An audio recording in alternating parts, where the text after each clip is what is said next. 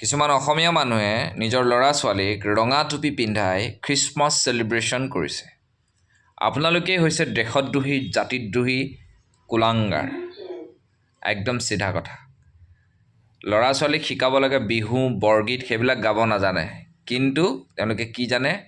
খ্ৰীষ্টমাছত ৰঙা টুপি পিন্ধিব লাগে বুলি শিকাইছে। ডান্স কৰাইছে। এদিন সেই ল'ৰা ছোৱালীয়ে অতি আধুনিক হ'বলৈ গৈ আপোনালোকক যেতিয়া ঘৰৰ পৰা বাহিৰ কৰি দিব, সেইদিনা বুজি পাব যে আমি ল'ৰা ছোৱালীক কি শিকাইছিলোঁ।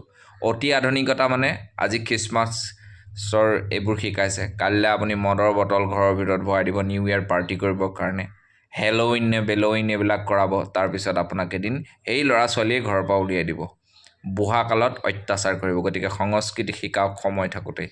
আমাৰ বৰগীত, লোকগীত, আমাৰ কৃষ্টি সংস্কৃতি শিকাওক। ধন্যবাদ। জয় অসম।